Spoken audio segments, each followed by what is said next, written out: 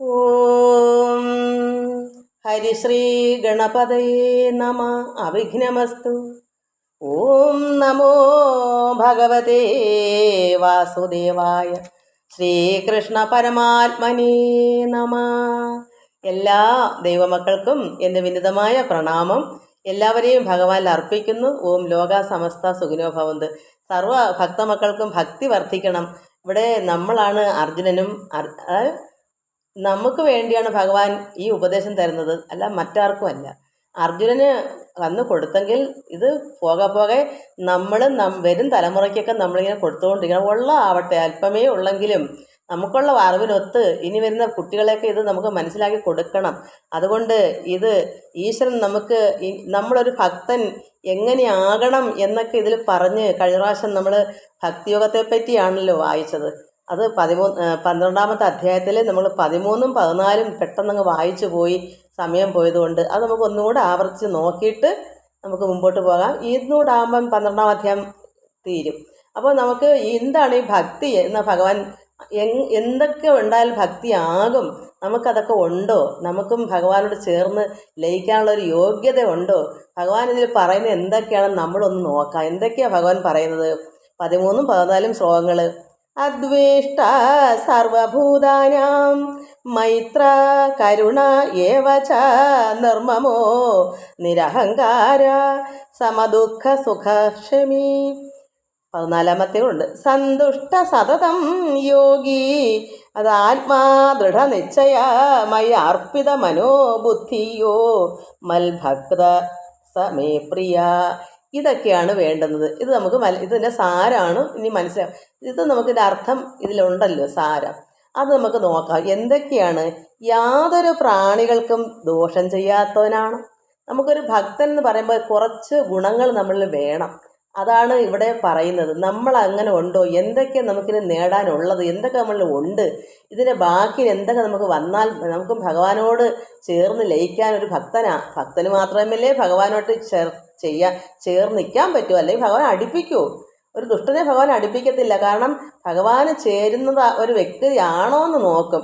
അതുകൊണ്ടാണ് ഭഗവാൻ പറയുന്നത് യാതൊരു പ്രാണികൾക്കും ദോഷം ചെയ്യാത്തവനാവണം. നമുക്ക് ഒരു എറുമ്പിനെ പോലും ദ്രോഹിച്ചുകൂടാ. പിന്നെ സത്തുക്കളിൽ, അപ്പോൾ സത്തുക്കൾ എന്ന് പറഞ്ഞാൽ ആരാണ്? സജ്ജനങ്ങൾ, ഭക്തന്മാർ.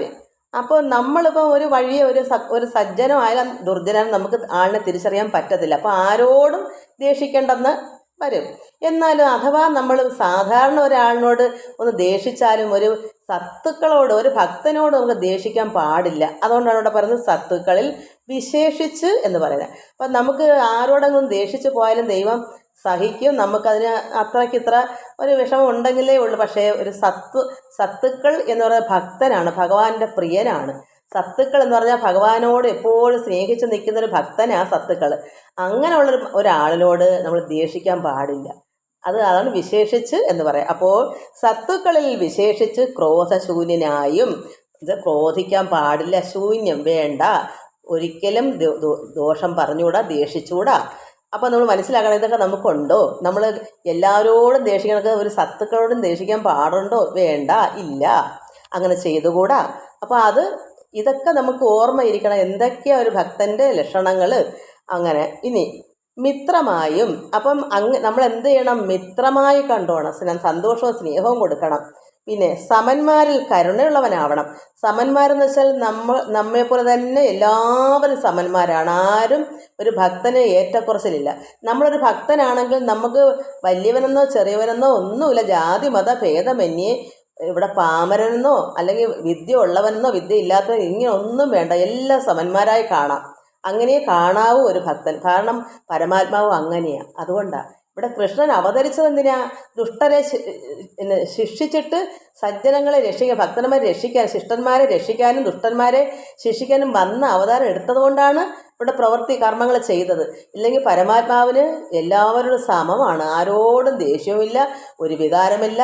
അതായത് ജനന മരണമില്ല, പിന്നെ ആകാരമില്ല, ശരീരമില്ല, എല്ലാം ഒരു എന്താ പറയുക, നിശ്ചലാവസ്ഥയാണ്. കാരണം ശരീരമില്ലല്ലോ. അപ്പം നമ്മൾ എന്ത് ചെയ്യണം? അതുപോലെ ആകണം. ഭഗവാൻ കൃഷ്ണൻ വന്ന കാര്യം നേടിയിട്ട് ഭഗവാൻ ആ ബ്രഹ്മത്തിൽ ചേർന്നു.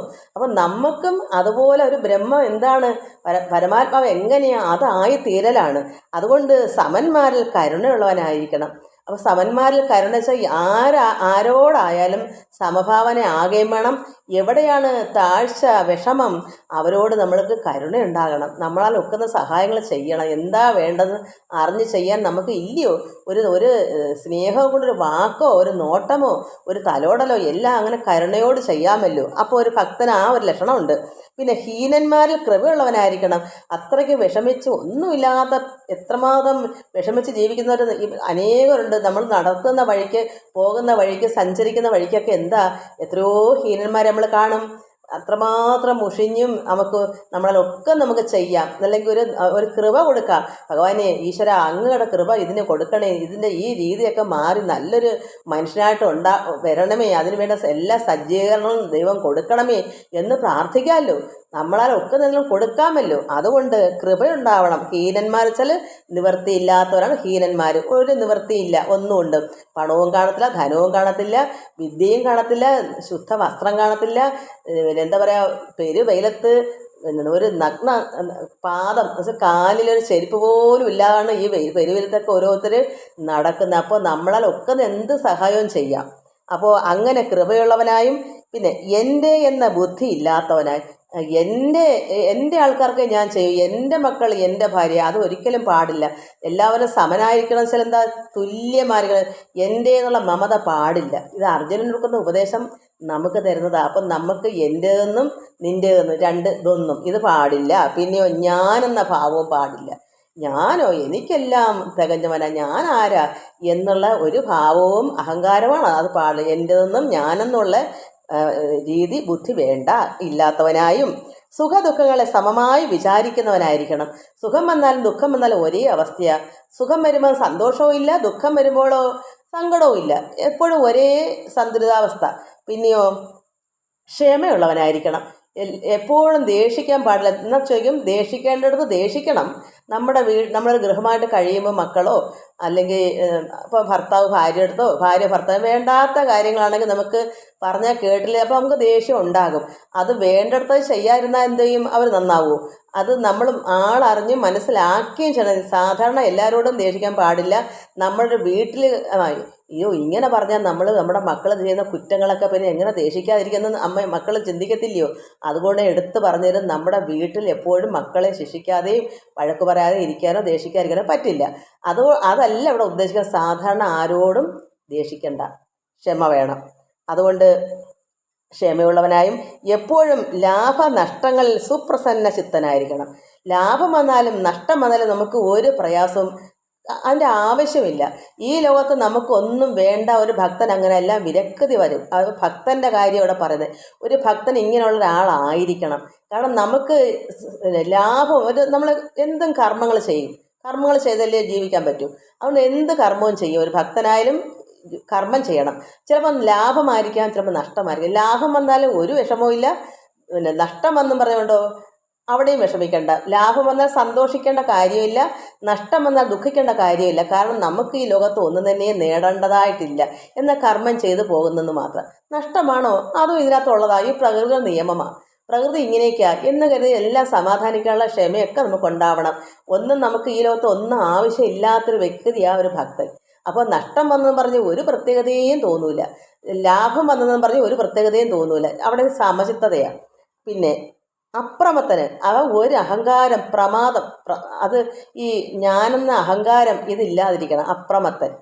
അപ്രമത്തനാവണം. പ്രമത്തൻ, അതായത് അഹങ്കാരം ഇല്ലാത്തവനാണ് അപ്രമത്തൻ എന്ന് പറയാം. അപ്രമത്തനും സംയത സ്വഭാവനും ഭക്തി വിഷയത്തിൽ സ്ഥിരമായ നിശ്ചയത്തോട് കൂടിയവനായിരിക്കണം. ഭക്തിപരമായ കാര്യങ്ങൾക്ക് നല്ല നിശ്ചയമായ ഉറപ്പ് വേണം.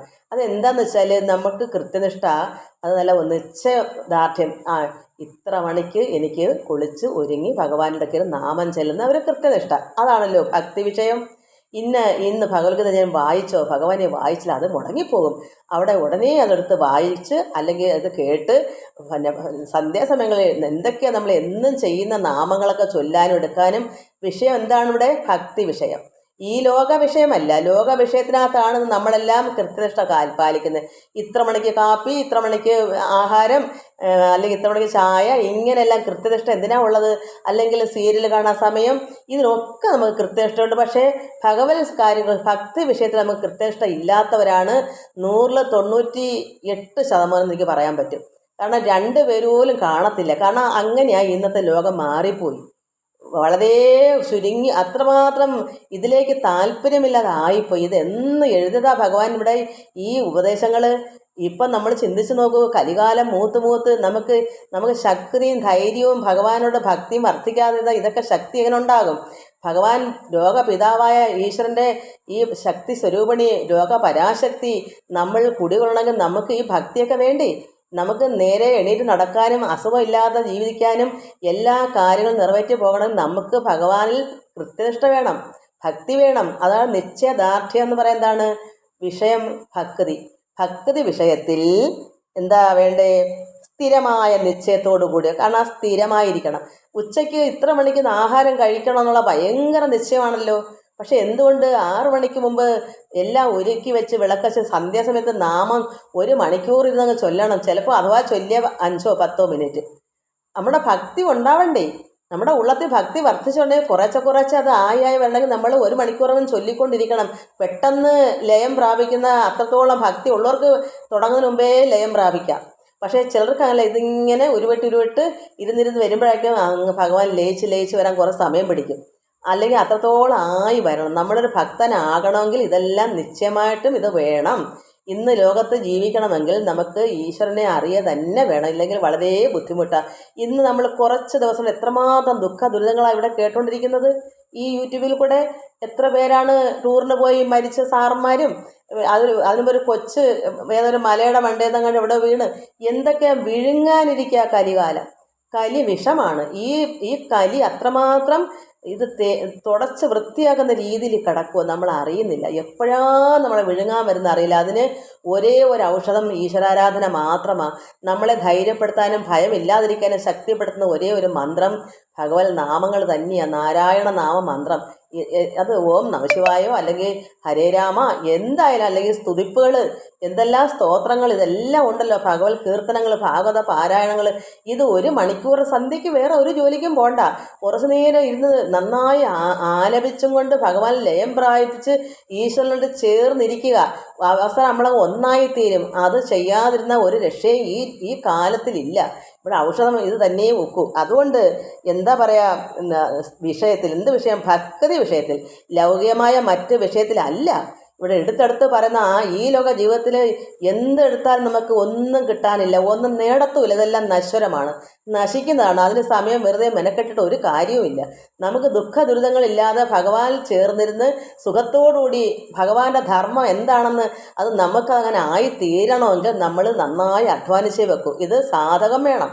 അങ്ങനെ നിത്യേന എന്താ പറയുക, ഭക്തി വിഷയം സ്ഥിരമായ, അത് മുടങ്ങാൻ പാടില്ല. ഇന്ന് എല്ലാ മക്കളും എന്താ ചെയ്യുക, ഈ ലോക വിഷയത്തിലേക്ക് നടക്കുമ്പോൾ അതൊന്നും മുടങ്ങത്തില്ല. ആഹാരം മുടങ്ങത്തില്ല, കുളി മുടങ്ങത്തില്ല, എവിടെയെങ്കിലും ഫംഗ്ഷൻ ഉണ്ടെങ്കിൽ അവിടെ ഓടിപ്പോകും. ഈ എന്ത് കാര്യത്തിനും അവർക്കെല്ലാം നിശ്ചയദാർഢ്യമുണ്ട്. പക്ഷേ സന്ധ്യാസമയത്തിലോ അല്ലെങ്കിൽ എപ്പോഴെങ്കിലും ഈ ഒരു കാര്യങ്ങൾ എടുത്ത് അറിവ് നേടണം. അറിവാണ് ഈശ്വരൻ. നമുക്കിത് അറിയാതിരുന്നാൽ പറ്റത്തില്ല. ഭക്തി മാത്രം പോരാ, അറിവും കൂടെ വേണം. പരമാത്മാവ് എന്താ, നാം ആരാ എന്ന് നമ്മൾ തിരിച്ചറിയണം. ഭക്തി വർദ്ധിക്കുകയും ഭഗവാനോട് ചേർന്ന് ഒന്നായി ലയിക്കുന്നത്. അതിന് വേണ്ടുന്ന അറിവാണിതല്ല. അത് നമ്മൾ ചെയ്യുന്നില്ല. നമ്മൾ ഈ ലോക ജീവിതത്തിൽ സർവ്വതും മെനക്കെടാതെ, അത് മുടങ്ങാതെ നമ്മൾ ചെയ്യും. ഭഗവത് കീർത്തനങ്ങൾ ആരാധിക്കാനോ പ്രാർത്ഥിക്കാനോ അതിന് മാത്രം മുടക്കാം. അപ്പോൾ ഈശ്വരൻ എത്രമാത്രം ദേഷ്യം ഉണ്ടാവും. മറ്റെല്ലാത്തിനും അപ്പം സുഖം കൂടുതൽ കൊടുത്തിട്ടല്ലേ നിങ്ങൾക്ക് എന്നെ അറിയാൻ സമയമില്ലാത്തത്. അപ്പം നമുക്ക് എന്ത് ചെയ്യും? നമുക്ക് ലോക ജീവിതത്തിലെ സുഖം കുറയ്ക്കും, എടുത്ത് കളയും. ആരെ കൊണ്ടാണ് നമുക്ക് സമയം കിട്ടാത്തത്? കുഞ്ഞിനെ കൊണ്ടാണോ സമയം കിട്ടാത്തത്? കുഞ്ഞിനെ കളയും. ഭർത്താവിനെ കൊണ്ടാണോ നമുക്ക് സമയം കിട്ടാത്തത്? ഭർത്താവിനെടുത്തും കളയും. ധനം കൂടുതലുള്ളതാണോ വലിയ ജോലികളും അതൊക്കെ ചെയ്ത സമയം കിട്ടാത്തത്? ആ ധനത്തെ എടുത്തും കളയും. ഭഗവാൻ ഒന്നും അസാധ്യമല്ല, അത് മനസ്സിലാക്കണം. ചിലർ പറയും ഭഗവാനെ ആരാധിക്കുമ്പോൾ എല്ലാം നഷ്ടപ്പെടുമെന്ന്. ഇന്നൊന്ന് ആരാധിച്ചിട്ട് 10 ദിവസം പിന്നെ മറന്നു പോകും. അപ്പോഴാണ് ഭഗവാൻ എടുത്ത് കളയുന്നത്. നിശ്ചയമായിട്ട് കറക്റ്റായിട്ട് സ്ഥിരമായിട്ട് ചെയ്യുന്നൊരു വ്യക്തി ഒന്നും കളയില്ല. അങ്ങനെ പിന്നെ എൻ്റെ അടുത്ത് കളയണമായിരുന്നല്ലോ. എനിക്ക് അന്നും ഇന്നും എന്നും ഒന്നുപോലെ തന്നെ എനിക്ക് വേണ്ടാത്ത എൻ്റെ മനസ്സിൽ യാതൊന്നിനും ആർത്തിയില്ല. എല്ലാം തൃപ്തികരമാണ്. എല്ലാം ഉള്ളതുകൊണ്ടല്ലേ തൃപ്തികരമാകുന്നത്. ഇല്ലെങ്കിൽ നമുക്ക് തൃപ്തി ഉണ്ടാവുമോ? ഭഗവാൻ നമുക്ക് വേണ്ടുന്നത് എന്താ വെച്ചാൽ അതെല്ലാം തൃപ്തികരമായി തന്നിട്ടുണ്ട്. പിന്നെ എവിടെ എടുത്ത് കളഞ്ഞ് ഈശ്വരനെ? അതുകൊണ്ട് എന്ത് വരുന്നു? നിങ്ങൾക്ക് തന്നെ ചിന്തിക്കാൻ പറ്റും. 3.5-4 വർഷത്തോളമായി. സെപ്റ്റംബർ മാസം 4 വർഷം ഞാൻ എന്തെങ്കിലും ഒരു ദിവസം മുടങ്ങുന്നു, എന്തെങ്കിലും ഒരു ഭജനയെങ്കിലും ഞാൻ ഇടാതിരിക്കുന്നുണ്ടോ? അപ്പോൾ എൻ്റെ ഈ ഒരു കാര്യം ഞാൻ നിത്യേന ആരാധിക്കുകയും ചെയ്യുന്നുണ്ട്, ധ്യാനിക്കുകയും ചെയ്യുന്നുണ്ട്. ധ്യാനം കുറച്ചേ ഉള്ളൂ, പക്ഷേ അത് 40 വയസ്സുള്ള സമയത്തൊക്കെ എനിക്ക് അതിഭയങ്കരമായ അത്രമാത്രം ദൃഢമായ ധ്യാനം അന്നൊക്കെയായിരുന്നു. അത് കിട്ടേണ്ടെന്ന് കിട്ടിയോണ്ട് എനിക്ക് ധ്യാനിച്ചില്ലെന്നും പറഞ്ഞ് എനിക്ക് അത് എൻ്റെ ഉള്ളതിൽ കിട്ടിയത് ദാഹമില്ല. എനിക്ക് ആ ജലം, ഭഗവാൻ തരുന്ന ജലം അമൃത് ഭക്ഷിക്കുന്നതിന് ഒരിക്കലും ദാഹിക്കത്തില്ല. അതുകൊണ്ട് എനിക്കിപ്പോൾ ദാഹമില്ല. പിന്നെ ഇത് എപ്പോഴും എന്നിൽ ഉണ്ട്. അതുകൊണ്ട് വലിയ തപസ്സൊന്നും ഇപ്പം ഇല്ല. ഇതൊക്കെയാണ് എൻ്റെ തപസ്. ഈ എല്ലാ മക്കൾക്ക് ഇത് കൊടുക്കുക എന്നുള്ളതാണ്. അപ്പോൾ ഇതിന് ഞാൻ മുടക്കുന്നുണ്ടോ? എനിക്കൊക്കെ മുടക്കിയിട്ട് എവിടെയെങ്കിലൊക്കെ ഇറങ്ങി പൊക്കൂടി. എന്തുകൊണ്ടാണ് ഇത് മുടക്കാത്തത്? അപ്പോൾ മനസ്സിലാകണം ഭക്തൻ എങ്ങനെ ഇരിക്കണം. ഒരു ഭക്തി വിഷയത്തിൽ സ്ഥിരമായ നിശ്ചയത്തോടു കൂടിയവനായിരിക്കണം.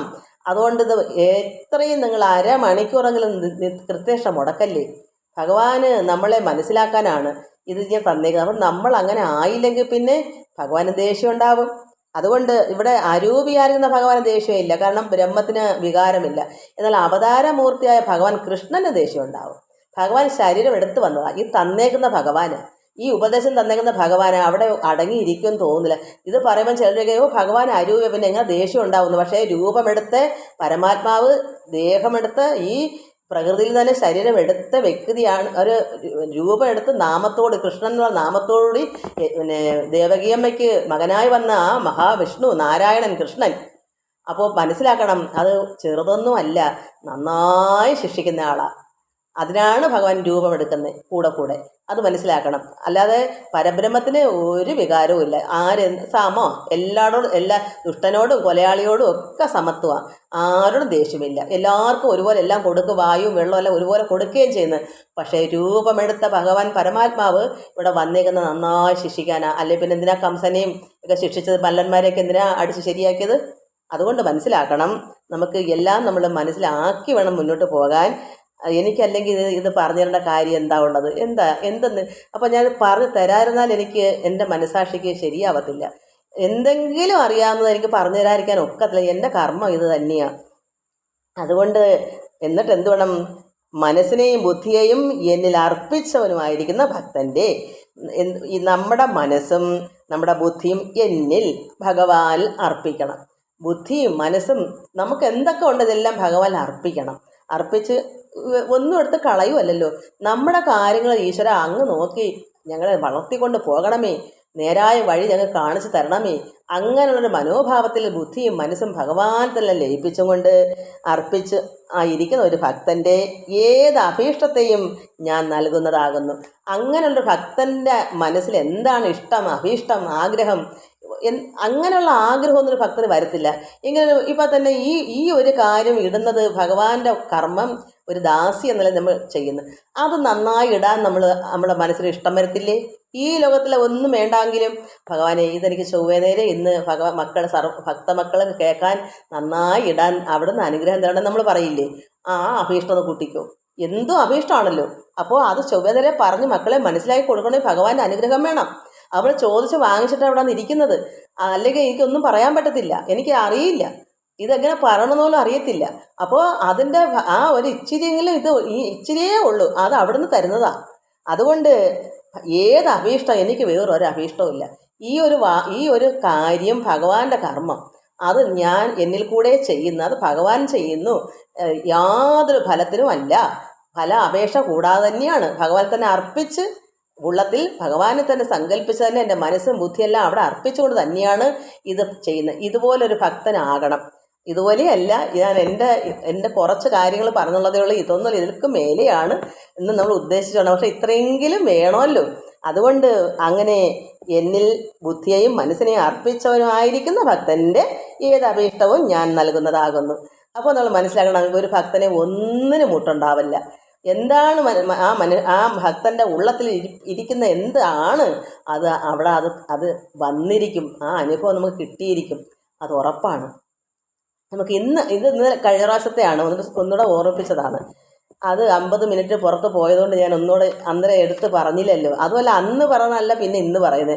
ഇത് അന്നേരം എൻ്റെ മനസ്സിൽ. അപ്പോൾ ഇന്നലെ അന്ന് പറയുന്നത് ചിലപ്പോൾ വേറെ എന്തെങ്കിലും ആയിരിക്കാം, അതിനോട് ചേരുന്നതായിരിക്കും ഇന്ന് വേറെ രീതിയിലേക്കും പറയുന്നത്. അങ്ങനെ പറഞ്ഞെങ്കിൽ പഠിച്ചു വെച്ചെങ്കിലേ പറയാൻ പറ്റൂ. ഇത് നമ്മുടെ ഉള്ളത്തിൽ നിന്ന് ഇതിൻ്റെ അനുഭവത്തിന് വേണ്ടുന്ന അങ്ങ് പറയുന്നെന്നുള്ളതേ ഉള്ളൂ. ഇന്ന് നമുക്ക് 15ാമത്തെ ശ്ലോകം വായിക്കാം. ശ്ലോകം ഞാൻ വായിച്ച് നോക്കിയില്ല. യസ്മാന്നോ ദിജതേ ലോകോ ലോകാന്നോ ദിജതേ ചയ ഹർഷ അമർഷ ഭയോദ്വഗൈ മുക്തോയ സചമേ പ്രിയ. യാവനൊരുത്തൻ നിമിത്തം, യാവനൊരുത്തൻ ചിലപ്പോൾ ഞാനോ അല്ലെങ്കിൽ വേറൊരാളോ, ഒരാൾ നിമിത്തം ജനം ശോഭിക്കുന്നില്ലയോ. ഇപ്പം മക്കൾക്ക് മനസ്സിലാവാൻ വേണ്ടി ഞാൻ എന്നെ തന്നെ ഉപമിച്ചങ്ങ് പറഞ്ഞു തരാം. ഞാൻ മുഖാന്തരം ആരെങ്കിലും ദേഷിക്കുന്നെങ്കിൽ ദേഷിക്കാൻ പാടില്ല. ഒരു ഭക്തൻ എന്ന നിലയിൽ എന്നെക്കൊണ്ട് വേറൊക്കെ ദോഷം വന്നുകൂടാ. അവർക്ക് ദേഷിക്കാനുള്ള ഇടം ഞാൻ കൊടുത്തുകൂടാ. അവരഥവാ എന്തെങ്കിലും തെറ്റ് പറഞ്ഞാൽ പോലും എനിക്ക് ക്ഷമിക്കണം. അതാണ് ഒരു ഭക്തൻ്റെ കടമ. അതുകൊണ്ട് നമ്മൾ വീട്ടിലുള്ളവരുമായിട്ട് തെറ്റുകൾ കാണുമ്പോൾ ദേഷിക്കേണ്ടെന്നല്ല, നമ്മൾ പൊതുവേ മറ്റുള്ളവരോടുകൂടെ നമ്മളൊരു ദോഷം, ഒരു ദേഷിക്കാനുള്ള ഇടം കൊടുക്കരുത്. പിന്നെ അതുപോലെ തന്നെ അതാണ് യാവനൊരുത്തൻ നിമിത്തം ജനം ശോഭിക്കുന്നില്ലയോ. യാതൊരു ജനങ്ങൾ നിമിത്തം യാവനൊരുത്തനും ശോഭിക്കുന്നില്ലയോ. അതുപോലെ മറ്റൊരാൾ മുഖാന്തരവും ഈ പറഞ്ഞ വ്യക്തി ശോഭിക്കുന്നില്ലയോ. രണ്ടും പാടില്ല. മറ്റൊരാൾ മുഖാന്തരം എനിക്ക് ശോഭം ഉണ്ടാവരുത്, ഞാൻ മുഖാന്തരം മറ്റൊരാൾക്കും ശോഭം ഉണ്ടാവരുത്. അതിൻ്റെ അർത്ഥം എന്താണ്? ഞാൻ എന്ത് ചെയ്യണം? ഇവിടെ ഈ പറഞ്ഞ വ്യക്തി തന്നെയായിരിക്കണം ഇതെല്ലാം കാരണക്കാരൻ. ഇതില്ലാതിരിക്കാൻ മറ്റൊരാളെ ദേഷിക്കേണ്ട ഇടം വന്നാൽ ഞാനത് ക്ഷമിച്ചോണം. അപ്പോൾ അതുപോലെ മറ്റുള്ളവർ വീണ്ടും അവർ മുഖാന്തരം എനിക്ക് ശോഭം വന്നുകൂടാ. അവരെന്ത് പറഞ്ഞാലും ഞാൻ അവിടെ ക്ഷമിച്ചോണം. ഇത് അങ്ങോട്ട് ദേഷിക്കാനും പാടില്ല. മറ്റുള്ളവരുടെ എന്തെങ്കിലും ദേഷിക്കേണ്ട കടമ വന്നാൽ പോലും നമ്മൾ അവിടെ ഒന്നും മൗനം വീക്ഷിച്ചാൽ മതി. ഒരിക്കലും ദേഷിക്കാൻ പാടില്ലെന്നാണ്. അപ്പോൾ ഒരു ഭക്തൻ അങ്ങനെ ആയിരിക്കണം. അതാണ് യാവനൊരുത്തൻ നിമിത്തം ജനം ശോഭിക്കുന്നില്ലയോ. യാതൊരു ജനങ്ങൾ നിമിത്തം യാവനൊരുത്തനും ശോഭിക്കുന്നില്ലയോ. അങ്ങോട്ടും ഇങ്ങോട്ടും അന്യോന്യം വെച്ചാൽ നമ്മൾ തന്നെ അവിടെ രണ്ടു കൂട്ടരിലും ക്ഷമിക്കേണ്ടേ. ജനങ്ങൾ ചിലപ്പോൾ നമുക്ക് ശോഭം ഉണ്ടാക്കി തരും, നമ്മൾ അവിടെ അടങ്ങിയിരിക്കുക. അതുപോലെ തന്നെ നമ്മളൊരു കുറ്റം ചെയ്തിട്ട് മറ്റുള്ളവരെ ശോഭിപ്പിക്കാൻ ഇട വരുത്തുകയും ചെയ്യരുത്. രണ്ടും ആര് നിയന്ത്രിക്കണം? ഒരു ഭക്തനെ നിയന്ത്രിക്കണം. അതാണ് ഒരു ഭക്തൻ്റെ കടമ. അതുകൊണ്ട് പിന്നെ യാവനൊരുത്തനും ശോഭിക്കുന്നില്ലയോ, അങ്ങനെ ഇത് രണ്ട് രീതി. ജനം ശോഭിക്കുന്നില്ലയോ, അയാൾ മുഖാന്തരം ജനങ്ങൾ നിമിത്തം യാവനൊരുത്തനും ശോഭിക്കുന്നില്ലയോ. മറ്റുള്ളവർ മുഖാന്തരം അങ്ങോട്ടും ഇങ്ങോട്ടും ആവരുത്. അങ്ങനെ വരുമ്പോൾ സന്തോഷം, കോപം, ഭയാദികൾ വേർപെട്ടവനും. അപ്പോൾ എന്താണ് അതിൻ്റെ അർത്ഥം? അങ്ങനെ എന്തുകൊണ്ടാണ്? സന്തോഷവും പിന്നെ കോപവും ഭയവും ഒക്കെ വേർപെട്ടവനാ ഒരു ഭക്തൻ. അങ്ങനെ സന്തോഷവും ഇല്ല, കോപവും ഇല്ല, ഭയവും ഇല്ല. ഭഗവാൻ ഉള്ളിലുണ്ടെങ്കിൽ എന്തിനാ സന്തോഷിക്കുന്നത്? ഈ ലോകത്തിന് വേണ്ടി ഒന്നും സന്തോഷിക്കേണ്ട കാര്യമില്ല. എന്തെല്ലാം വാരി കൂരോട്ടി ഇവിടെ മുമ്പിൽ അത് നമുക്ക് സന്തോഷിക്കേണ്ട കാര്യമില്ല. കാരണം അതൊന്നും നമുക്ക് ആവശ്യമില്ല. നമുക്ക് ആവശ്യം ഭഗവാനെയാണ്. ഭഗവാന്റെ എന്താ ധർമ്മം? ഭഗവാന്റെ ധർമ്മത്തെ നമ്മൾ ആചരിക്കുക. അതെന്താണെന്ന് വെച്ചാൽ അത് അറിഞ്ഞ് ചെയ്യുക. അതിലാണ് നമുക്ക് സന്തോഷം വേണ്ടത്. ഇതൊക്കെ ഇങ്ങനെ പറയുക, ഇതൊക്കെ മറ്റുള്ളവർ കൊടുക്കുക, ഇതാണ് നമ്മുടെ സന്തോഷം. അത് ഭക്തൻ്റെ കാര്യമാണേ. അങ്ങനെ നിങ്ങൾക്കൊരു ഭക്തനാവണമെങ്കിൽ ഇതുപോലെ ചെയ്തേ പറ്റൂ. അല്ലാതെ ഈശ്വരന് ഇഷ്ടം വരത്തില്ല. നമ്മളിങ്ങനെ ആയാൽ നമ്മൾ ഭക്തനാവും. അങ്ങനെയുള്ള ഭക്തനെയാണ് ഏത് അഭീഷ്ടവും ഭഗവാൻ സാധിച്ചു കൊടുക്കുക. അതുപോലെ ഇതും എന്ത് വേണം? സന്തോഷം, കോപം. ആരുടെ കൂടെ നമുക്ക് കോപിക്കാൻ പാടില്ല. ആരോട് വെച്ചാൽ നമ്മുടെ വീട്ടിലെ ഉത്തരവാദിത്വമുള്ള ഒരു അമ്മയും അച്ഛനൊക്കെ ആണെങ്കിൽ നമുക്ക് ഇവിടെ ദേഷിക്കേണ്ട സ്ഥലത്ത് നമ്മൾ കുട്ടികളെ തടവി വിട്ടാൽ പറ്റില്ല. കുറ്റം കണ്ടാൽ കോപിക്കുകയോ ദേഷിക്കുകയോ ശിക്ഷിക്കുകയൊക്കെ ചെയ്യേണ്ടതാണ്. അതുകൊണ്ട്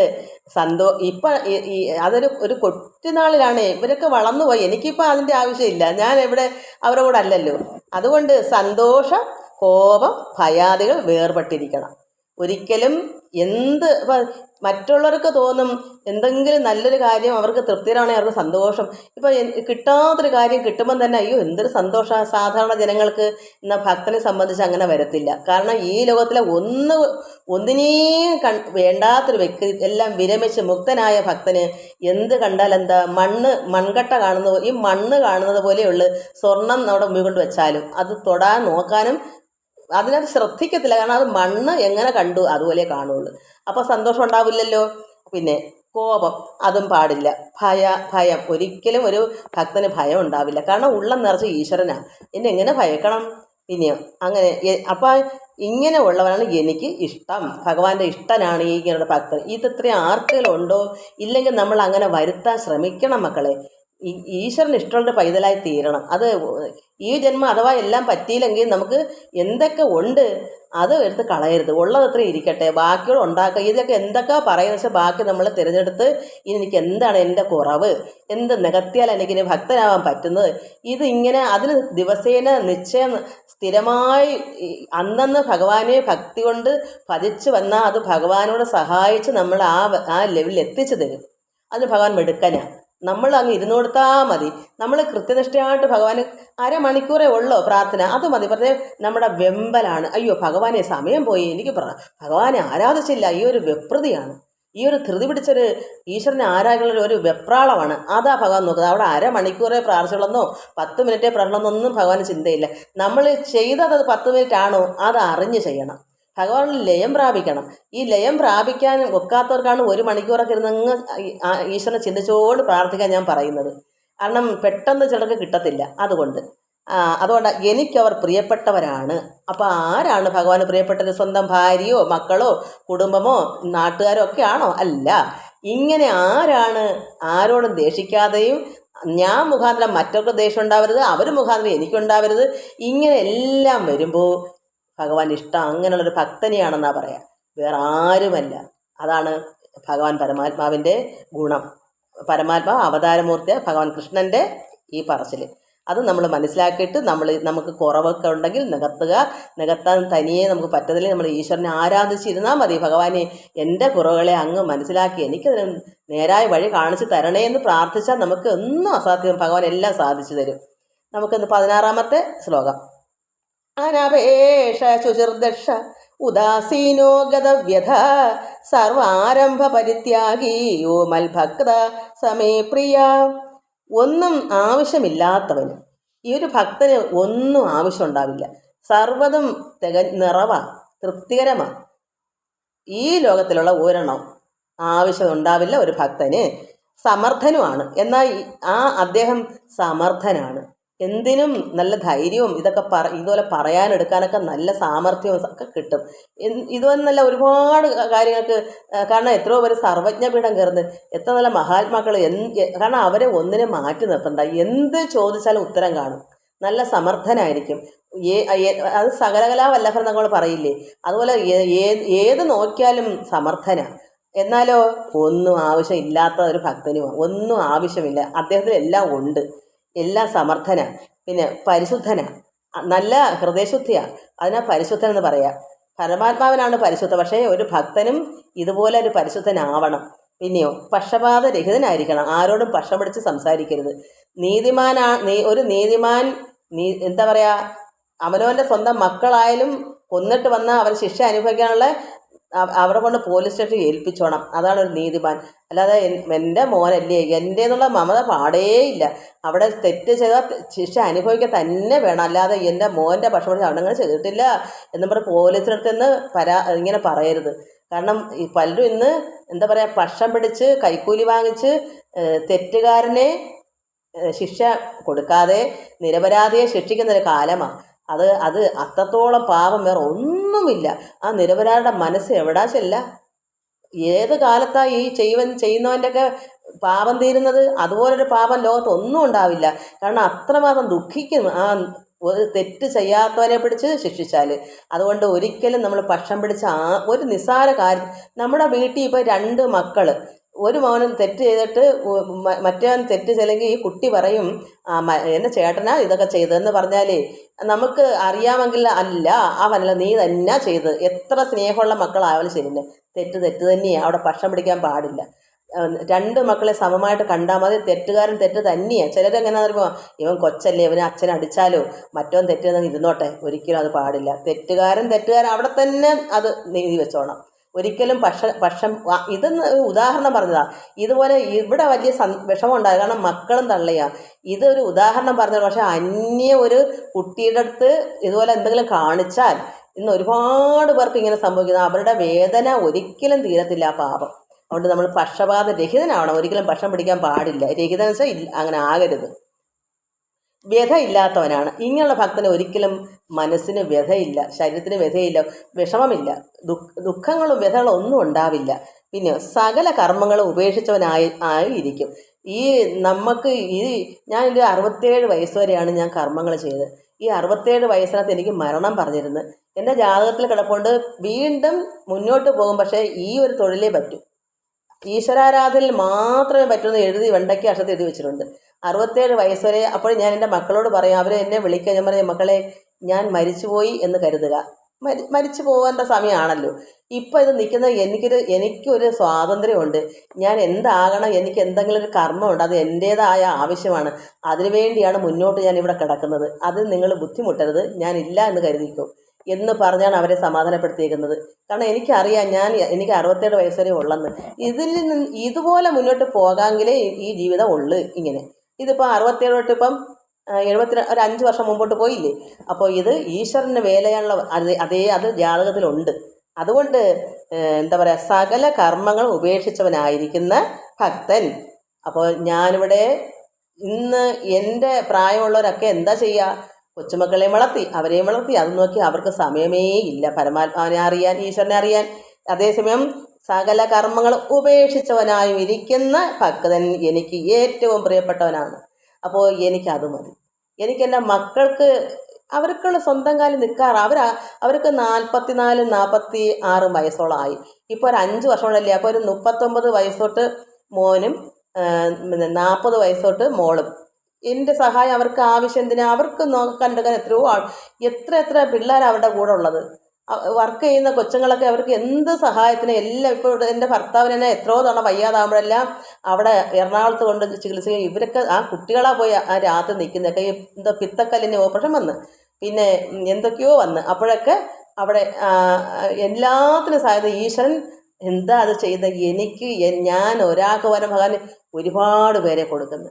അതുപോലെ എൻ്റെ മക്കൾക്ക് എൻ്റെ ഭഗവാൻ എനിക്കൊന്നും ഞാൻ ചിന്തിച്ചാൽ ഞാൻ ഇന്നത് വായിക്കാൻ പറ്റത്തില്ല. എനിക്ക് പകരം എൻ്റെ കുട്ടികൾക്കത് അറിയില്ല, അറിയാമോ എന്നറിയില്ല. എനിക്ക് പകരം ഭഗവാൻ ഒരുപാട് കുട്ടികളെ അവർക്ക് കൊടുക്കും. എൻ്റെ മോനും അതുപോലെ തന്നെ അവൻ്റെ വർക്കിനും അവൻ്റെ കീഴിൽ വർക്ക് ചെയ്യുന്നുണ്ട്. അവർക്ക് ശമ്പളം കൊടുക്കാനും ഓണം വരുമ്പോൾ അവർക്ക് കൊടുക്കും. എല്ലാവർക്കും ഇങ്ങനെയെല്ലാം സഹായം ചെയ്ത് 2 മക്കൾ, രണ്ടും പ്രൈവറ്റ് തൊഴിലാണ്. അതുകൊണ്ട് ഒന്നിനും ഒരു ദുഃഖമല്ല. തന്തയുടെ കാര്യത്തിന് ഈ പിത്തകലിനൊക്കെ 3-4 ലക്ഷം രൂപയൊക്കെ ചിലവായി. അങ്ങനെയെല്ലാം എന്തും ചെയ്യാൻ മക്കൾക്ക് കിട്ടുന്നു, അവർ കൊടുക്കുന്നു, നോക്കുന്നു, എനിക്ക് തരുന്നു, തന്തയ്ക്ക് കൊടുക്കുന്നു, ഒക്കെ ചെയ്തത് എന്താ കാരണം? ഒരു യഥാർത്ഥ ഭക്തനെ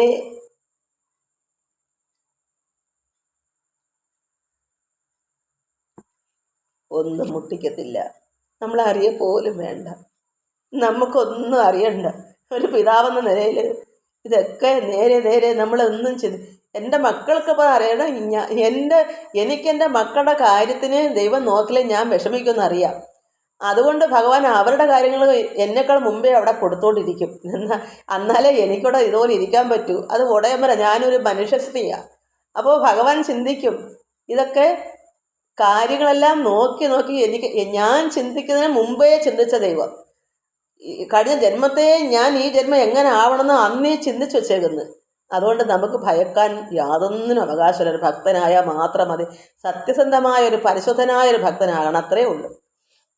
കാപട്യം പാടില്ല, അത്രേ ഉള്ളൂ. പിന്നെ അങ്ങനെയുള്ള ഭക്തൻ എനിക്ക് ഏറ്റവും പ്രിയപ്പെട്ടവനാകുന്നു.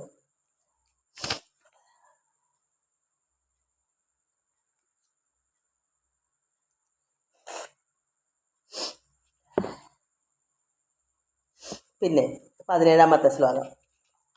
യോ ന ഹൃഷ്യതി ന ദേഷ്ടി ന ദ്വേഷ്ടി. യോ ന ഹൃഷ്യതി ന ദ്വേഷ്ടി ന ശോചതി ന കാംക്ഷതി ശുഭ അശുഭ പരിത്യാഗി ഭക്തിമാന്യ സമേ പ്രിയ. ഏതൊരുത്തൻ ഇഷ്ടത്തെ പ്രാപിച്ചാലും തൃപ്തനാകുന്നില്ലയോ, അനിഷ്ടത്തെ പ്രാപിച്ചാലും ഏവൻ ദേഷ്യപ്പെടുന്നില്ലയോ. അപ്പോൾ ഒരു ഭക്തൻ എന്ത് വേണം? ഇഷ്ടം. ഇപ്പം എനിക്ക് എന്തെങ്കിലും ഇഷ്ടമുണ്ടെന്ന് കൂട്ടിക്കോ, എനിക്ക് അങ്ങനെ ഒന്നും ഇല്ല, അഥവാ ഉണ്ട്, ഇഷ്ടമുള്ളത് കാര്യം കിട്ടിയാൽ തൃപ്തനാകുന്നില്ലയോ. അതായത് ഇപ്പം മക്കളിനെ ഫ്രൂട്ട്സും ഡ്രസ്സും എല്ലാം കൊണ്ടുവരും. എനിക്കൊരു തൃപ്തിയില്ല. കാരണം എനിക്ക് ആവശ്യമില്ലാത്തതാണ്. എന്നാൽ ആഹാരങ്ങളൊക്കെ വേണോ കഴിക്കുന്നത് കണ്ട് ഒരു എനിക്കങ്ങനെ ഇല്ല. എൻ്റെ മക്കൾ ഇപ്പം അവർക്കറിയാം. ഇഷ്ടപ്പെട്ട അമ്മയ്ക്ക് എന്ത് ഇഷ്ടപ്പെട്ട ഡ്രസ്സ് നൈസാണോ, എനിക്ക് ഈ കട്ടിയൊന്നും വയ്യ, ഈ കാറ്റ് കയറുന്നൊക്കെ എനിക്ക് പറ്റും. അതുകൊണ്ട് അല്ലെങ്കിൽ സാരി ഒന്നും എടുത്തോണ്ട് ഇരിക്കാൻ പറ്റത്തില്ല. എനിക്കതൊന്നും നടക്കാത്ത കാര്യമാണ്. അപ്പം ഇങ്ങനെയൊക്കെ എന്ത് രീതിയിലുള്ളതാണെന്ന് വെച്ചാൽ അത് അറിഞ്ഞുകൊണ്ട്, പക്ഷെ എന്നാലും എനിക്ക് തൃപ്തി ഇല്ലെന്ന് അവർക്ക് മനസ്സിലറിയാം. എനിക്ക് തൃപ്തി അതിലേക്ക് എനിക്ക് ചിന്തയില്ല. എനിക്കതൊന്നും അതിനേക്കാൾ വലിയ കാര്യം എൻ്റെ ഉള്ളത്തിൽ ഞാൻ അനുഭവിച്ച് ആനന്ദിക്കുന്നത്. അതുകൊണ്ടാണ് തൃപ്തി ഇല്ലാത്തത്. അതുകൊണ്ട് ഏതൊരുത്തനും ഇഷ്ടത്തെ പ്രാപിച്ചാലും തൃപ്തനാകുന്നില്ലയോ. അപ്പോൾ ഒരു ഭക്തന് ഈ ലോകത്തിലെ ഒന്നിനും എന്ത് കണ്ടാലും തൃപ്തനാവത്തില്ല. കാരണം അത് തൃപ്തി വരാൻ കാരണമില്ല, വേണ്ടാത്തത് കൊണ്ട്. പിന്നെ അനിഷ്ടത്തെ പ്രാപിച്ചാലും യവൻ ദേഷ്യപ്പെടുന്നില്ലയോ. അനിഷ്ടം കൊണ്ടിവിടെ വെച്ചു, ഇഷ്ടമില്ലാത്ത കാര്യം കൊണ്ട് നടത്തിയാൽ നമുക്കത് ദേഷ്യപ്പെടത്തുമില്ല. രണ്ടും ഒരുപോലെ. ഇഷ്ടപ്പെട്ട ഒരു കാര്യമാണ്, നമുക്ക് ബുദ്ധിമുട്ടില്ലാത്ത ഒരു കാര്യം കൊണ്ട് വെച്ചാൽ അതിന് തൃപ്തനും അല്ല. ഇഷ്ടമില്ലാത്തൊരു കാര്യം കൊണ്ട് വെച്ചാൽ അത് ദേഷിക്കത്തുമില്ല. രണ്ടിനും സമഭാവന. അങ്ങനെ ഏവൻ വ്യസനിക്കുന്നില്ലയോ. അങ്ങനെ ഒരുത്തന് ഒന്നിലും വ്യസനിക്കുന്നതുമില്ലെങ്കിൽ കിട്ടാൻ പ്രയാസമുള്ളവ വേണമെന്ന് അപേക്ഷിക്കുന്നില്ലയോ. അങ്ങനെ ഒരിക്കലും ഒരു ഭക്തനുണ്ടാവില്ല. കാരണം കിട്ടാൻ പ്രയാസമുള്ളവ വേണമെന്ന് അപേക്ഷിക്കുന്നില്ലയോ. അതിൻ്റെ അർത്ഥം എന്താണ്? ഭക്തനാണെങ്കിൽ കിട്ടാൻ പ്രയാസമുള്ളതിനെ കിട്ടണമെന്ന് വിചാരിക്കത്തില്ലല്ലോ. ഈ ലോകത്ത് ഒന്നും വേണ്ടല്ലോ. അപ്പോൾ അതിൻ്റെ അർത്ഥം അങ്ങനെ ആഗ്രഹിക്കുന്നെങ്കിൽ എന്താ അർത്ഥം? ഭക്തനായില്ല എന്നാണ്. അപ്പോൾ കിട്ടാൻ പ്രയാസമുള്ളവ വേണമെന്ന് അപേക്ഷിക്കുന്നില്ലയോ. ഏവൻ പുണ്യപാപങ്ങളെ പരിത്യജിച്ചവനായി എന്നിൽ ഭക്തിയോടുകൂടി ഇരിക്കുന്നുവോ അവൻ എനിക്ക് പ്രിയനാകുന്നു. എന്താ കാരണം? നമുക്ക് ഈ ലോകത്തുള്ള സർവ്വം ത്യജിച്ചാൽ പിന്നെ എന്ത് കൊണ്ടുവന്ന് കാണിച്ചാൽ നമുക്ക് തൃപ്തനാവുന്നേ? കിട്ടാൻ പ്രയാസപ്പെട്ട ഒരു കാര്യം കിട്ടുമ്പം അങ്ങനൊരു കാര്യം ഈ ലോകത്ത് എന്താ ഉള്ളത്? ഭഗവാൻ അതിലേക്ക് മേലെ പരമേശ്വരൻ്റെ ആനന്ദം അനുഭവിക്കാൻ നമുക്ക് പിന്നെ എന്താ ഇതിൽ ഇഷ്ടം? ഇതിനപ്പുറം എന്താ നമുക്ക് കിട്ടാനുള്ളത്? കിട്ടാൻ പ്രയാസമുള്ളവ കിട്ടാമെന്ന് അപേക്ഷിക്കേണ്ട കാര്യം എന്തിരിക്കുന്നു? ഒരു ഭക്തന് ഒരിക്കലും ഒന്നും വേണ്ട. ഇനി ഈ ചൊവ്വയിൽ പോയി അതിന് കൊണ്ടുവന്നാലും നോക്കേയില്ല. കാരണം അതിനേക്കാൾ ആനന്ദം അനുഭവിച്ചുകൊണ്ടിരിക്കുന്ന ഒരു യഥാർത്ഥ ഭക്തനാണ്. ഭഗവാനോട് അത്രമാത്രം ആത്മാനന്ദം അനുഭവിക്കുന്ന ഒരു ഭക്തന് ഈ ലോകത്ത് എന്താ ഇനി കിട്ടാനുള്ളത്? പ്രയാസപ്പെടേണ്ട കാര്യം എന്താ? ഈ ആർക്കും കിട്ടാത്ത ആ ഒരു ഫ്രീ ആയിട്ടൊരു സൗജന്യമായിട്ട് ആനന്ദം അത്രമാത്രം നിർവൃതി അനുഭവിച്ച അമൃത് എപ്പോഴും അമൃത് കഴിച്ചുകൊണ്ടിരിക്കുന്ന ആൾക്ക് ഇനി അതിനപ്പുറത്ത് എന്താ ഉള്ളത്? അപ്പോൾ ഈ ചോദ്യത്തിന് എന്താ ഉത്തരം? ഒരു ഭക്തന് യാതൊന്നും ആവശ്യമില്ല, പിന്നെ എന്തിനു വേണ്ടി അപേക്ഷിക്കണം? അതുകൊണ്ടാണ് ഭഗവാൻ അങ്ങനെ അപേക്ഷിക്കാതിരിക്കുന്നവൻ കിട്ടാൻ പ്രയാസമുള്ളവ വേണമെന്ന് അപേക്ഷിക്കുന്നില്ലെങ്കിൽ അങ്ങനെ ഏവൻ പുണ്യപാപങ്ങളെ പരിത്യജിച്ചവനായി എന്നിൽ പുണ്യവും വേണ്ട പാപം വേണ്ട. കാരണം ഒന്നിൻ്റെയും ഇവിടെ ഇതൊരു സൽക്കർമ്മമാണ് ചെയ്യുന്നവർ അതിൻ്റെയും ഫലം ആഗ്രഹിക്കുന്നില്ല. ഇവിടെ പുണ്യവും വേണ്ട പാപവും വേണ്ട. അങ്ങനെ പരിത്യജിച്ചവനായ അത് പരിത്യജിച്ചിരിക്കുകയാണ്. എന്നിൽ ഭക്തിയോടുകൂടി ഇരിക്കുന്നുവോ.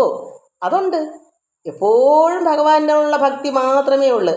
അവൻ എനിക്ക് പ്രിയനാകുന്നു. ഇത് എല്ലാ മക്കളും നന്നായി ശ്രദ്ധിച്ച് മനസ്സിലാക്കണം. ഇതുപോലൊരു ഭക്തനാകുന്നെങ്കിൽ അതാണ് ഭഗവാൻ ഇഷ്ടം. കാരണം ഇതൊക്കെ പറയുന്നത് എന്താ? ഈ ലോകത്ത് ഇതൊന്നും ഒരു യഥാർത്ഥ ഭക്തൻ ഇതെല്ലാം വിരമിച്ച എന്ത് ഈ ലോകത്ത് കണ്ടാലും അത് വെറും ചപ്പും ചവറും ആണെന്ന് നമ്മൾ മനസ്സിലാക്കി ഓർക്കത്തോടില്ല, കാണേ പോലും വേണ്ട. എന്താ കാരണം? അതിനേക്കാളും അതൊക്കെ മേലേ നമ്മൾ അനുഭവിച്ച് ആനന്ദിച്ചിരിക്കുന്നുണ്ടാണ്. ഇതൊക്കെ അതിൽ ഒന്നും ആവില്ല. ഈ ലോകത്തിലെ ഒന്നും അതിന് തുല്യമാവില്ല. നമ്മൾ അനുഭവിക്കുന്ന ആനന്ദത്തിന് തുല്യം ഒന്നും ആവില്ല. അപ്പോൾ അങ്ങനെ ആവുമ്പോൾ ഭഗവാൻ മനസ്സിലാക്കും ഇങ്ങനെ ഉള്ളവൻ യഥാർത്ഥ ഭക്തനാണ്. കിട്ടാൻ പ്രയാസമുള്ളതിന് പോലും അവൻ അപേക്ഷിക്കുന്നില്ല. അപ്പോൾ ഭഗവാൻ ചിന്തിക്കുന്നതാ ഈ ചോദ്യത്തിലെ ഉത്തരം ഈ ലോകത്തുള്ള ഒന്നും തന്നെ ഒരു ഭക്തന് ആവശ്യമില്ല എന്നാണ്. അങ്ങനെയുള്ള ഭക്തനെയാണ് ഭഗവാൻ ഏറ്റവും പ്രിയം. അത് മാത്രം നമ്മൾ മനസ്സിലാക്കി ഇതുപോലെ എല്ലാത്തിനും മുക്തനാവാൻ ശ്രമിക്കൂ. കിട്ടുന്നതെല്ലാം സന്തോഷകരം, എല്ലാത്തിനും നമ്മൾ തൃപ്തനാവുക. അത് എങ്ങനെ തൃപ്തനാവാൻ പറ്റും? ഭഗവാൻ ഉള്ളിൽ വന്നാൽ മാത്രമേ തൃപ്തനാവാൻ പറ്റൂ. ഇല്ലെങ്കിൽ നാളെ ഇത്ര പോരാ, മറ്റന്നാൾ അതിൽ കൂടുതൽ വേണം. ഇത് ലോകത്തിൻ്റെ നിയമമാണ്. അത് രജോ ഗുണം മാറി സത്വഗുണം വന്ന് ഭഗവാനിൽ ചേർന്ന് വന്ന് ആ ഈശ്വരനോട് ലയം പ്രാപിച്ചല്ലാതെ ആർത്തി അടങ്ങത്തില്ല. ഭഗവാൻ വിചാരിക്കണം നമുക്ക് ആർത്തി ഇല്ലാതിരിക്കണമെന്ന്. അത് ഈശ്വരൻ്റെ കയ്യിലിരിക്കുക. അത് നമ്മൾ ഈശ്വരനെ പിടിച്ചോണം, അപ്പോഴേ നടക്കൂ. അല്ലാതെ ഈശ്വരനുള്ള സ്നേഹം നമ്മളിലുണ്ടെങ്കിൽ എല്ലാവരും ഇന്ന് പല മക്കളും വിളിക്കുക എനിക്ക് ഒന്നും വേണ്ടമേ എന്ന് പറയുന്നവരുണ്ട്. പക്ഷേ ഇതിങ്ങനെ ആയി വരുമ്പം എല്ലാ മക്കളും ചിന്തിക്കൂ എന്തൊക്കെയാണ് നമുക്കുള്ള കുറവുകൾ, ഈ കുറവുകളെ നികത്താൻ ശ്രമിക്കുക. നമുക്ക് 18ാമത്തെ ശ്ലോകം വായിക്കാം. സമശത്രൗ ച മിത്രേ ച തഥാ മാന അപമാനയോ ശീതോ ഉഷ്ണസുഖ ദുഃഖേഷു സമ സംഘവിവർജിത. 19 കൂടെ. തുല്യ നിന്ദാ സ്തുതിർ മൗനീ സന്തുഷ്ടോ യേന കേനചിൽ അനികേത സ്ഥിരം അതിർഭക്തിമാൻ മേ പ്രിയോ നര. ശത്രുവിലും മിത്രത്തിലും അപ്രകാരം മാന അപമാനങ്ങളിലും സമമായ ഭാവനയോടുകൂടി ഇരിക്കുന്നവനും. അപ്പോൾ ശത്രുവിനെ കണ്ടാലും മിത്രത്തിനെ കണ്ടാലും പിന്നെയോ ആരെങ്കിലും നമ്മളെ അപമാനിച്ചാലും മാനം ഇന്നാരും കൊള്ളാം, അല്ലെങ്കിൽ നിങ്ങൾ ഇതൊക്കെ നന്നായിരിക്കുന്നു, അല്ലെങ്കിൽ നിങ്ങൾ കൊള്ളില്ല, നിങ്ങൾ ഇതൊക്കെ വെറുതെയാണ്, ഇതൊക്കെ എന്താ ഈ പറയുന്നത്, എന്തൊക്കെ അഹങ്കാരം നിങ്ങൾ കാണിക്കുന്നത്, എന്തൊക്കെ പറഞ്ഞ് നമ്മളെ നിന്ദിച്ചാലോ അതാണ് അപമാനിച്ചാലും മാനം പറഞ്ഞ നിങ്ങൾ നല്ല കാറ്റൊക്കെ വായിക്കുന്നു എന്ന് പറഞ്ഞാലും അതാണ് മാനം. അപ്പം മാനത്തിലും അപമാനത്തിലും സമമായ ഭാവനയോടുകൂടി ഇരിക്കുന്നവനും. അപ്പം എന്താ ഇവിടെ യാതൊന്നിലും ദുഃഖത്തിലും സുഖത്തിലും എങ്ങനെയാ അതുപോലെ തന്നെ മാനം നമ്മളെ സ്തുതിച്ചാലും നിന്ദിച്ചാലും മാനം പറഞ്ഞാലും അപമാനിച്ചാലും ശത്രുവിലും മിത്രത്തിലും സമമായ ഭാവനയോടുകൂടി ഇരിക്കുന്നവനും. ശീതോ ഉഷ്ണ ദുഃഖങ്ങളിലും തണുപ്പിലും ചൂട് ഉഷ്ണ ഇതിലും ദുഃഖങ്ങളിലും തുല്യ ഭാവനയെ കൈക്കൊള്ളുന്നവനും. ഇവിടെ സുഖവും ദുഃഖവും എങ്ങനെയാ സമമാണ്. ദുഃഖം വന്നാലും സുഖം വന്നാലും പ്രത്യേകിച്ച് യാതൊരു എന്താ പറയുക ഒരു ഭക്തന് യാതൊരു കാരണം ഈ ലോകത്തുള്ള ഒന്നും വേണ്ടാത്ത ആൾക്ക് സുഖം എന്ത്, ദുഃഖം എന്ത്, എന്താ ദുഃഖം സുഖം? നമുക്കിവിടെ എല്ലാം വിരമിച്ച് മുക്തനായി ഇരിക്കുക, പിന്നെ എന്തിൻ്റെ സുഖം എന്തിൻ്റെ ദുഃഖം? ഇവിടെ ദുഃഖവും സുഖവും ഇല്ല, ആ ഒരു അവസ്ഥയാണ്. അങ്ങനെ എത്തുമ്പം അവിടെ എന്തുവരും സമമാണ്. അപ്പോൾ ദുഃഖം എന്ന് കേട്ടാൽ അറിയില്ല, സുഖം എന്താ അതും അറിയില്ല. കാരണം നമ്മൾ ആഗ്രഹിക്കുന്നില്ല ഇത് രണ്ടിനും. സുഖം വേണമെന്ന് ആഗ്രഹിച്ചാൽ ദുഃഖം ഉണ്ടാവും. എന്താ സുഖം കിട്ടാത്തത് കൊണ്ട് ദുഃഖം വരും. അതുകൊണ്ട് ഇത് എല്ലാം ത്യജിച്ച് വിരമിച്ച് ഇതിൽ നിന്ന് മുക്തനായ ഒരു ഭക്തന് ഇത് രണ്ടിലും സമഭാവനയാണ്. അതുകൊണ്ട് ശീതോ ഉഷ്ണങ്ങളിലും തുല്യഭാവനയെ കൈക്കൊള്ളുന്നവനും ഒന്നിലും ശക്തി ഇല്ലാത്തവനും യാതൊന്നിനും ആഗ്രഹമില്ല. ശക്തി എന്ന് വെച്ചാൽ അത് ഇതേന്നുള്ള ശക്തി പിടിച്ച് എനിക്കുള്ള എൻ്റേതെന്ന് പറഞ്ഞിങ്ങനെ ഇരിക്കും. അത് ഒന്നിനും ശക്തി ഇല്ലാത്തവനും നിന്ദയിലും സ്തുതിയിലും ആര് നിന്ദിച്ചാലോ സ്തുതിച്ചാലോ നല്ലവനെന്നോ ചള്ളവനെന്നോ പറഞ്ഞാലോ ഏകഭാവനയെ അവലംബിക്കുന്നവനും. അവിടെ രണ്ടില്ലാത്ത അവസ്ഥ. നിന്ദിച്ചെന്നും പറഞ്ഞു ഒന്നുമില്ല, സ്തുതിച്ചെന്നും പറയുന്നില്ല, ഏകഭാവം, ഒരേ ഒരു രീതി, ഒരേ സമചിത്തത. അവിടെ ഒന്നും കേട്ടതായിട്ട് അറിയേയില്ല. കാരണം നിന്ദ എന്തോ സ്തുതി എന്താന്നുള്ള ചിന്തയില്ല, അവരെന്തോ പറയുന്നു അത്രയേ ഉള്ളൂ.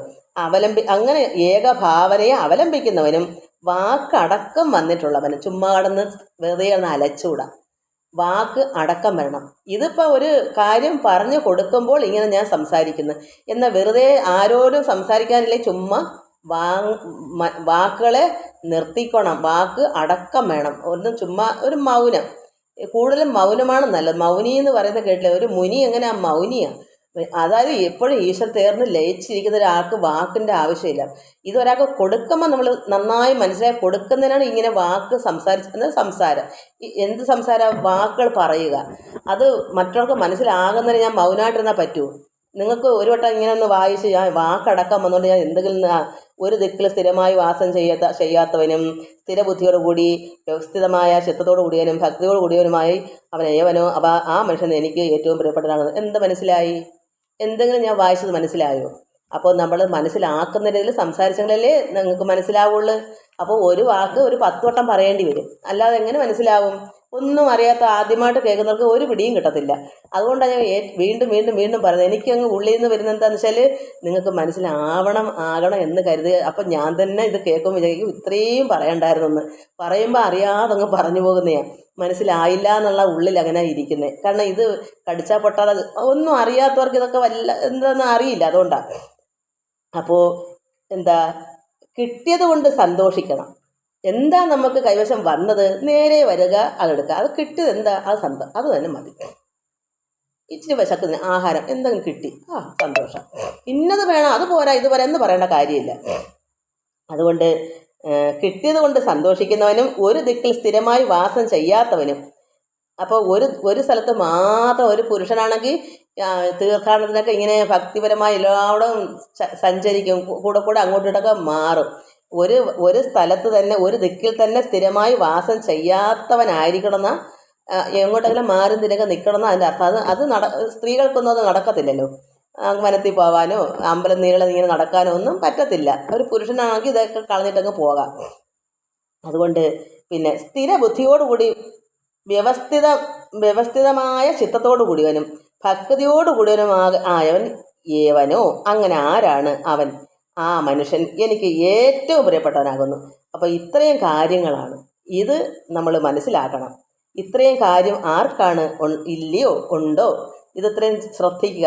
ഇത് വീണ്ടും എടുത്ത് ഇത് സാരാംശം നീ പറഞ്ഞ് വീണ്ടും കേൾക്കണം. എന്തൊക്കെയാണ് അതിൽ പറഞ്ഞേക്കുന്നത്, അതെനിക്ക് ഇത്രയും ഉണ്ടോ, കേട്ടിട്ടങ്ങ് കളയുമല്ല. ഇത് പരീക്ഷിച്ച് നോക്കിയിട്ട് എനിക്കിതിൽ എന്തൊക്കെ കുറവുണ്ട് ഭഗവാനെ, അത് നികത്തി തരണമേ, എനിക്കും ഇതുപോലെ ആകണം. ഭഗവാനിൽ ഭക്തി വർദ്ധിച്ച് കിട്ടിയതുകൊണ്ട് സന്തോഷം വേണം.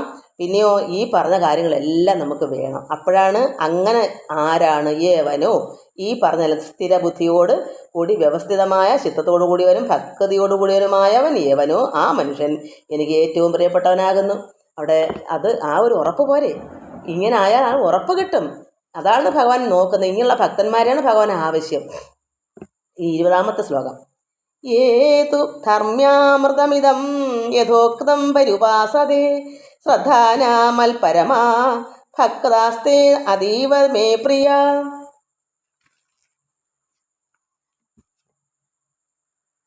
മേൽ പറഞ്ഞ നമ്മൾ ഇത്രയും നേരം പറഞ്ഞ ധർമ്മമാർഗത്തെ, ഇതാണ് ഭഗവാന്റെ ധർമ്മമാർഗം. ഇതൊക്കെയാണ് ഈശ്വരൻ എന്താ നമ്മളെ കൊണ്ട് ഉദ്ദേശിക്കുന്നത്. ഇതല്ലാതെ മറ്റൊന്നും അല്ല മക്കളെ. ഭഗവാന് കുറേ സമ്പാദിച്ചു കൊടുക്കണമെന്നോ എന്തെങ്കിലുമൊക്കെ ഭഗവാന് എന്തൊക്കെയോ കുറേ ഈശ്വരനെ വെച്ച് അവിടെ അർപ്പിക്കണം, ഇതൊന്നും അല്ല. ഈ ലോകത്തിലെ ഒന്നുമല്ല. നമ്മുടെ ഉള്ളം ഇതാണോ, ഇങ്ങനെയാണോ ഒരു ഭക്തൻ, എന്തൊക്കെയാണ് ധർമ്മമാർഗം, ഈ പറഞ്ഞ കാര്യങ്ങളൊക്കെയാണ് ഭക്തിയിൽ വേണ്ട മാർഗങ്ങൾ, ഭക്തിക്ക് വേണ്ട മാർഗങ്ങളാണ്.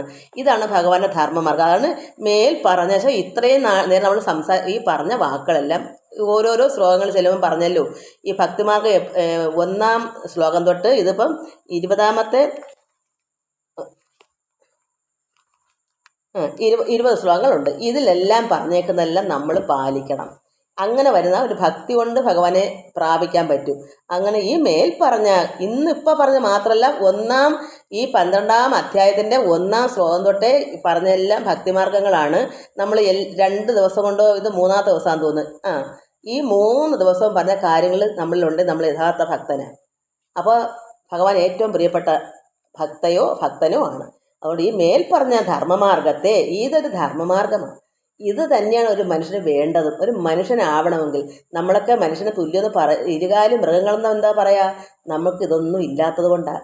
എന്തോ 1-2ഒക്കെ കാണും, എല്ലാം വേണം. ഇത് പറഞ്ഞ എല്ലാം നമുക്ക് വേണം.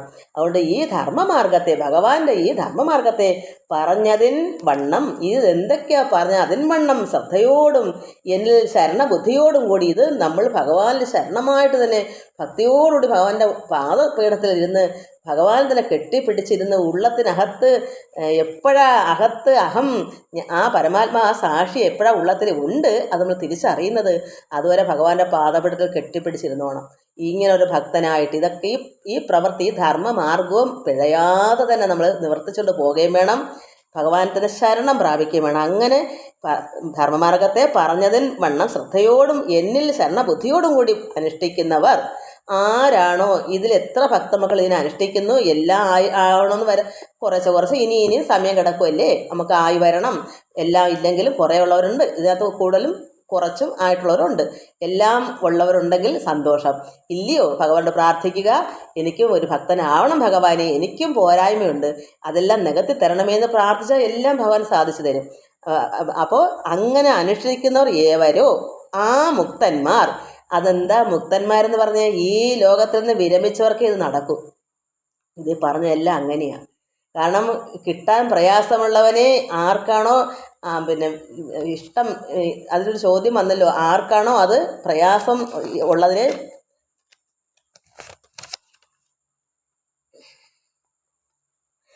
കിട്ടാൻ പ്രയാസമുള്ളവ വേണമെന്ന് അപേക്ഷിക്കുന്നില്ലയോ, വേണമെന്ന് പറയത്തില്ല. കിട്ടാൻ വളരെ വളരെ പ്രയാസമുണ്ട്. അത് വേണമെന്ന് ഈ ലോകത്തിലുള്ള കാര്യമാണ്, ഈ ലൗകികമായ കാര്യമാണ്. അതിനെ അപേക്ഷിക്കത്തില്ല ഒരു ഭക്തൻ, വേണ്ട അതുകൊണ്ടാണ്. എന്നാൽ എന്താ വേണ്ടത്? ഭഗവാനെ വേണം. അതാണ് ഒരു മുക്തൻ ഭഗവാന് വേണ്ടിയാണ് ഇതൊക്കെ വിരമിക്കുന്നത്. ഇവിടെ ഈ ലോക ചിന്തയിൽ നിന്ന് വിരമിക്കുന്നതെല്ലാം പരമാത്മാവിന് വേണ്ടിയിട്ടാണ്. അതുകൊണ്ട് അങ്ങനെ ശരണബുദ്ധിയോടുകൂടി അനുഷ്ഠിക്കുന്നവർ ഏവരോ ആ മുക്തന്മാരെന്നല്ല, ഭക്തന്മാരെന്നല്ല ഇതിലിപ്പോൾ പറയുന്നത്. ആ മുക്തന്മാർ, ഇങ്ങനെ ഉള്ളൊരു വ്യക്തി മുക്തന്മാരാണ്. ആരായാലും വ്യക്തി എന്ന് വെച്ചാൽ ഒന്നിലധികം ഉണ്ടെങ്കിൽ മുക്തന്മാർ, അല്ലെങ്കിൽ അങ്ങനൊരു മുക്തൻ ആരെങ്കിലും ഒരാളെങ്കിലും ഉണ്ടെങ്കിൽ ഈ ലോകത്തിലെ വിഷയത്തിൽ നിന്നെല്ലാം വിരക്തി വന്നെങ്കിലേ നടക്കൂ. അങ്ങനെയുള്ള മുക്തന്മാർ എനിക്ക് ഏറ്റവും പ്രിയപ്പെട്ടവരത്രയും. അപ്പോൾ നമ്മൾ ഏറ്റവും പ്രിയപ്പെട്ടവരാണെങ്കിൽ നമ്മൾ ഈ ലോക വിഷയങ്ങളെല്ലാം മനസ്സിൽ നിന്ന് വിട്ടേ പറ്റൂ. അല്ലെങ്കിൽ ഈ പറഞ്ഞ കാര്യങ്ങളൊന്നും നമുക്കുണ്ടാവില്ല. എല്ലാം കുറച്ചൊക്കെ എന്തെങ്കിലുമൊക്കെ കിട്ടും, ബാക്കി എല്ലാം വരണമെങ്കിൽ ഇത് ത്യജിച്ചേ പറ്റൂ. മനസ്സുകൊണ്ട് ത്യജിച്ചാൽ മാത്രമേ. ഞാൻ എൻ്റെ മനസ്സുകൊണ്ട് ത്യജിച്ചിട്ട് ഞാൻ എല്ലാ കാര്യം നോക്കി നടക്കുകയല്ലേ ഇവിടെ. എന്തെങ്കിലും എൻ്റെ മണി ഞാൻ വെച്ചുകൊണ്ടിരിക്കുന്നില്ല. എല്ലാം കണ്ടതും കേട്ടതും ചെയ്തും ജീവിച്ച് മക്കൾക്ക് ഇതൊക്കെ തരാൻ വേണ്ടി മാത്രം എൻ്റെ ശ്രദ്ധ, അല്ല വേറെ ഒരു ശ്രദ്ധയില്ല. എൻ്റെ കൊച്ചുമക്കളെന്നോ വലിയ മക്കളെന്നോ അല്ലെങ്കിൽ ഭർത്താവെന്നോ ഇതൊക്കെ ഞാൻ കർമ്മങ്ങളെല്ലാം നിർത്തിവെച്ചു. അങ്ങനെ ഉള്ളവനാ പ്രിയനെന്ന. കർമ്മങ്ങളെല്ലാം എല്ലാത്തിൽ നിന്നും വിടുവിച്ചവനാണ് എനിക്ക് ഏറ്റവും പ്രിയൻ. എൻ്റെ കർമ്മങ്ങളെല്ലാം ഞാൻ അറിയാതെ തന്നെ എൻ്റെ 67 വയസ്സ് തൊട്ട് ഞാൻ വിരമിച്ചിരിക്കുക.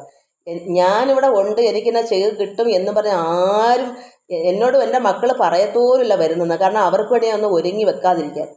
ഇച്ചിരി മുമ്പേക്കാണെങ്കിൽ പറയും. ഇപ്പം എനിക്ക് തീരെ അതൊന്നും നടക്കത്തില്ല, ചെയ്യാൻ പറ്റത്തുമില്ല.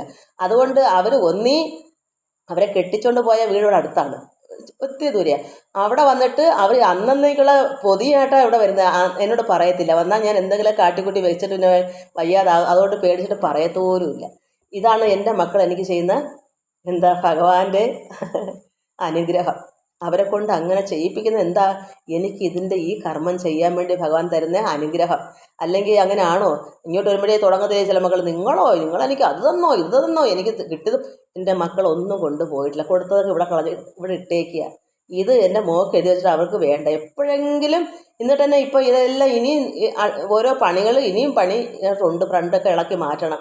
ഇങ്ങനെയെല്ലാം ആർക്ക് വേണ്ടി? എനിക്ക് മാത്രം കഴിയാൻ വേണ്ടി. ഇങ്ങനെ ചെയ്യുന്ന മക്കൾ ഒന്നും ഇവിടുന്ന് കൊണ്ടുപോയിട്ട് അവർ സ്വന്തമായിട്ട് അധ്വാനിച്ച് തന്നെ കഴിയുന്നത്.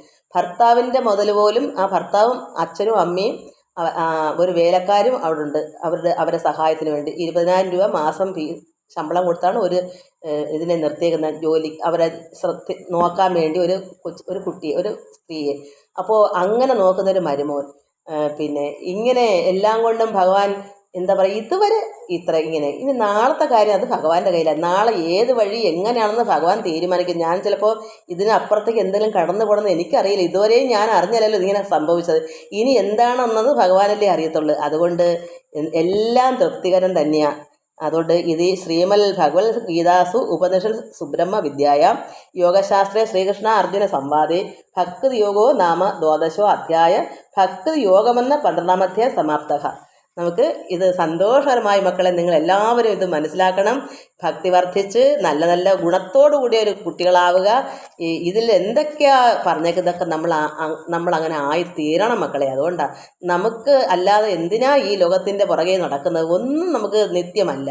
നമ്മൾ എന്തൊക്കെ ജോലി ചെയ്ത് ശരീരം ക്ഷീണിക്കാമെന്നല്ലാണ്ട് എന്താ പ്രയോജനം? നമുക്ക് അന്നന്ന് എന്തെങ്കിലുമൊക്കെ ജീവിച്ച് പോകാനുള്ള ജോലികൾ ചെയ്യുക. സമ്പാദിച്ച് കൂട്ടി വെച്ചിട്ട് ഒരു കാര്യവും ഇല്ല. എന്നുവെച്ചെങ്കിലും ഒരു ജീവിതം മക്കളും അവരൊക്കെ അവരുടെ സ്വന്തം കാലിൽ നിൽക്കുന്നവർ നമുക്കത് വേണ്ടെന്നല്ല. അവിടെ കഴിഞ്ഞിട്ടുള്ള കാര്യമാണ് ഒരു എല്ലാവരുടെയും കാര്യമില്ല. ഒരു അച്ഛനും അമ്മയും 60 വയസ്സായാൽ പിന്നെ ഞാനിപ്പോൾ 67 വയസ്സുകാരായിട്ട് ഞാൻ എൻ്റേതായ കാര്യം നോക്കുന്നവർ നിങ്ങളും കർമ്മത്തിൽ നിന്നെല്ലാം വിടുവിക്കണം. ഇങ്ങനെ ആയി വന്നെങ്കിലേ ഇതെത്തത്തുള്ളൂ. ഭഗവാനോട് സ്നേഹവും ഭക്തിയും വർദ്ധിച്ച് വന്ന് ഭഗവാന്റെ പ്രിയപ്പെട്ടവരാവുക. എല്ലാവർക്കും നമസ്കാരം. ഹരി ഓം ഹരി ഓം ഹരി ഓം.